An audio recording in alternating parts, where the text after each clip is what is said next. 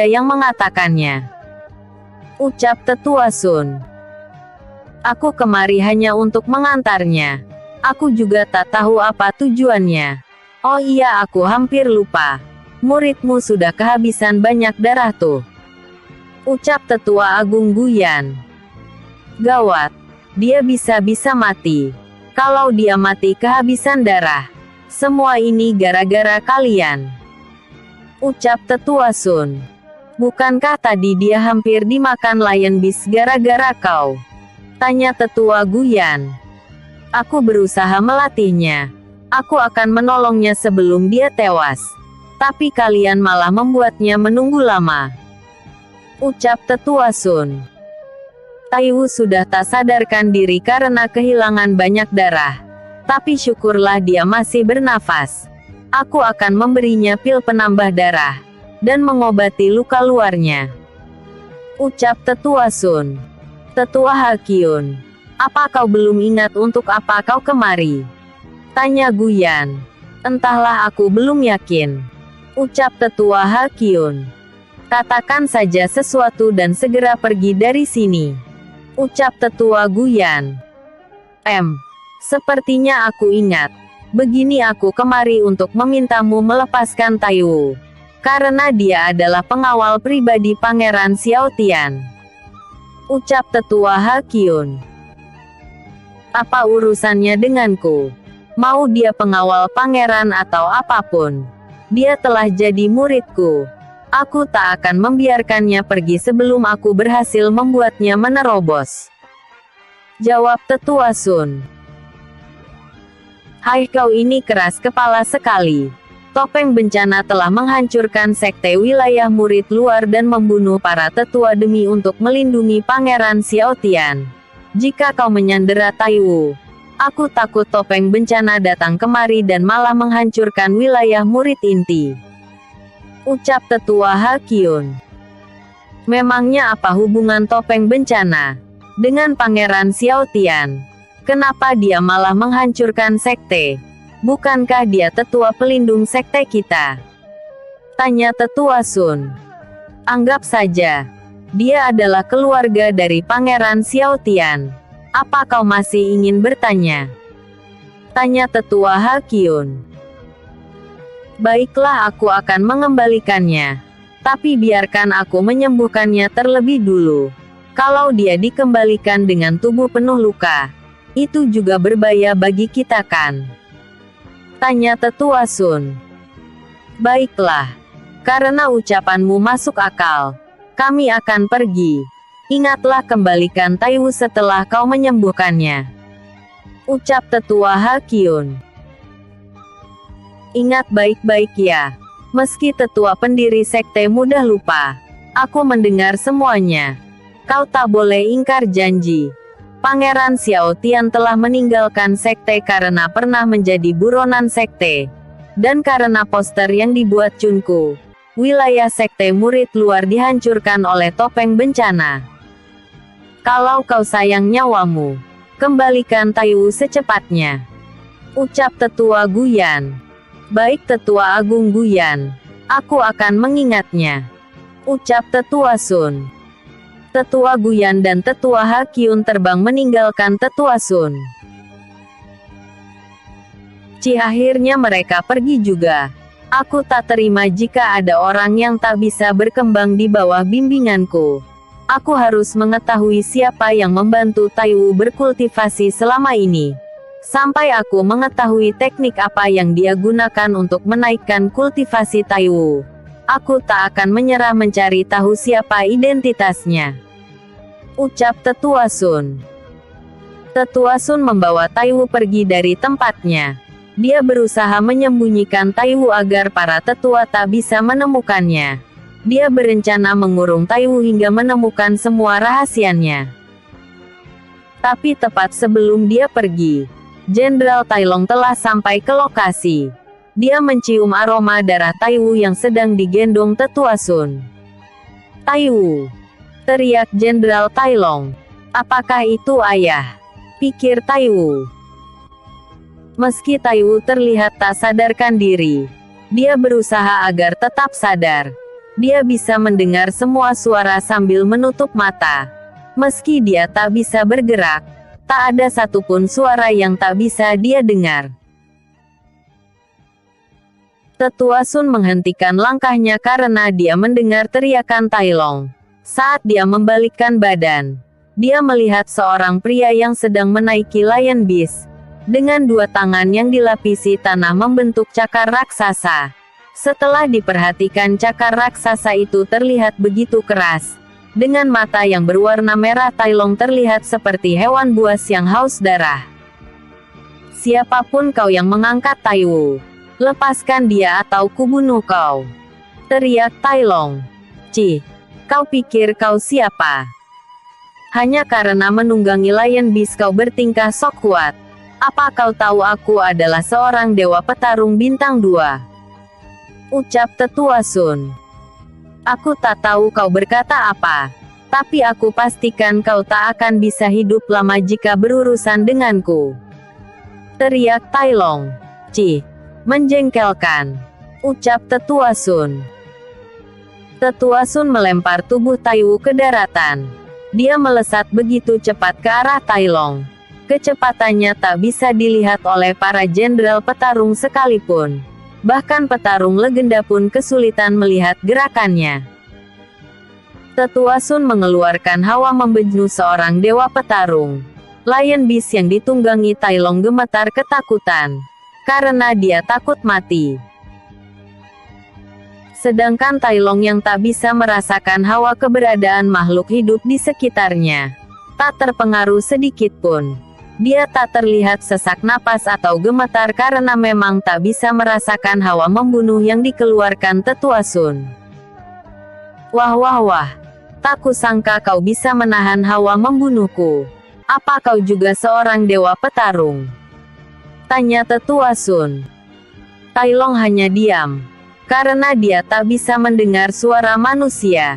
Dia hanya bisa mendengar suara para beast saat dia dalam mode mengamuk. Melihat Tai Long tak merespon ucapannya, Tetua Sun semakin kesal. Dia berlari mengelilingi Tai Long dengan kecepatan tinggi. Sialan, di pihak manapun aku pergi, aku akan tetap mati, pikir Lion Beast. Hahaha, kau pasti kebingungan mencari posisiku, teriak Tetua Sun.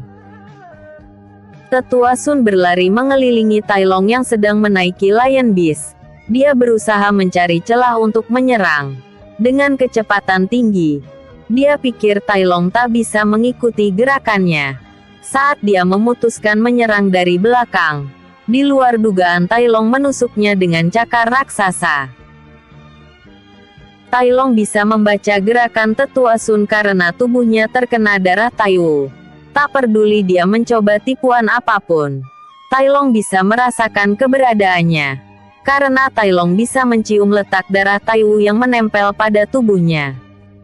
Klep. Mustahil. Tak hanya berhasil mengetahui gerakanku, kau bahkan bisa melukaiku dengan sekali serang. Siapa kau Sebena? Sebelum menyelesaikan ucapannya, Tetua Sun meninggal dunia. Tak peduli sekuat apapun tubuhmu, tak ada pertahanan yang bisa menahan cakar raksasaku. Ini adalah kemampuan terkuatku. Ini balasan karena kau telah melukai putraku. Semoga kau tersiksa di neraka, ucap Tai Long. Wah, manusia ini lebih mengerikan. Dia baru saja membunuh seorang dewa petarung, pikir Lion Beast. Setelah beberapa saat Tai Long kehilangan kesadaran karena memakai mode mengamuk begitu lama. Dia tak sadarkan diri saat masih berada di atas punggung Lion Beast. Cakar raksasanya menghilang dan tubuh Tetua Sun pun terlepas hingga jatuh ke tanah. Apa manusia di punggungku telah tertidur, pikir Lion Beast. Tak lama kemudian Tai Zong dan Tai Feng sampai di lokasi. Mereka terkejut melihat Tai Wu dan Tai Long tak sadarkan diri. Dan yang paling membuat mereka terkejut adalah seekor Lion Beast membiarkan Tai Long menaikinya dan tak memakan Tai Wu yang sedang tergeletak tak berdaya. Episode sebelumnya, Chapter 72. Misi ketiga Jenderal Kerajaan Petir. Episode berikutnya. Chapter 74. Suyan dan nasibnya. Tagar Kerajaan Angin. Istana Kerajaan Angin. Suyan tersadar dari pingsannya. Dia melirik ke kanan ke kiri karena bingung dengan situasi yang dia hadapi. Aku sudah di surga kah? Kenapa aku masih merasa sakit? Apa aku masih hidup? Tapi tempat apa ini? Pikir Suyan. Tuan pahlawan, apa kau sudah bangun? Tanya seorang pelayan. Dari mana suara itu berasal? Apa itu hantu? Siapa kau? Tunjukkan dirimu. Bentak Suyan. Suyan masih terbaring di tempat tidur. Dia tak dapat melihat seseorang yang berada di bawah tempat tidur. Setelah mendengar suara Suyan, seorang pelayan wanita muncul dari bawah lantai. Dia bertugas menjaga Suyan hingga sadar, tetapi karena merasa bosan tak sengaja tertidur di lantai. Pelayan itu berparas begitu cantik, tangannya yang begitu mulus. Walau tanpa perias wajah, pelayan itu terlihat begitu mempesona. Melihat seorang gadis cantik berada tepat di depannya, Suyan pun terkejut.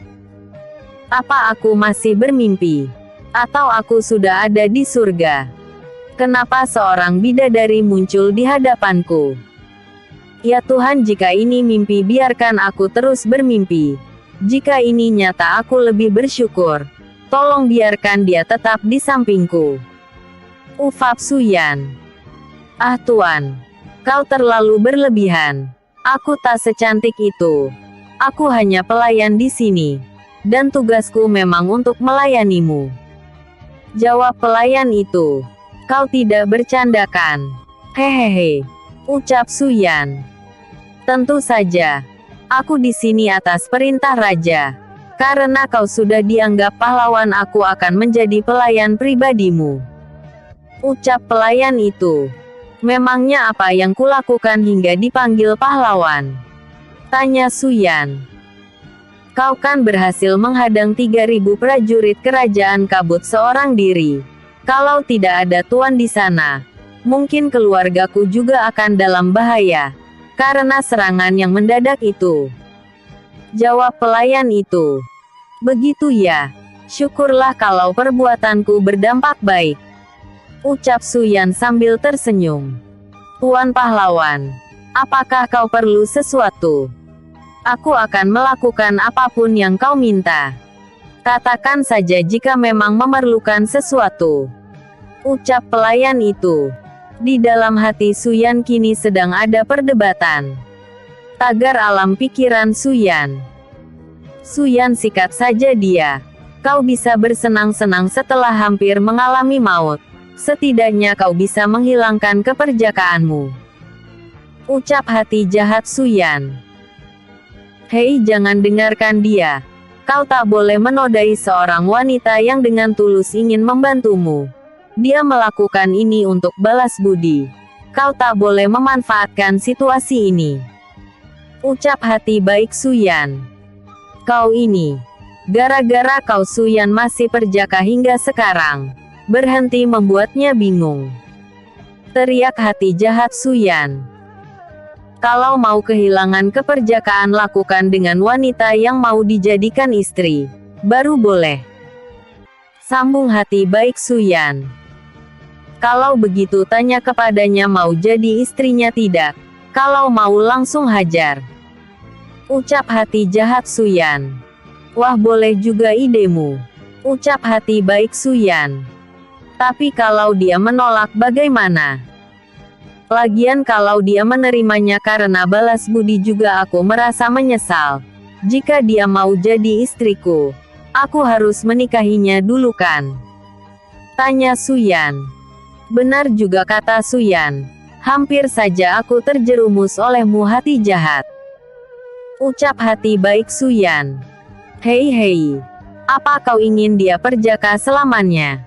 Tanya hati jahat Suyan. Apa maksudmu? Tanya hati baik Suyan.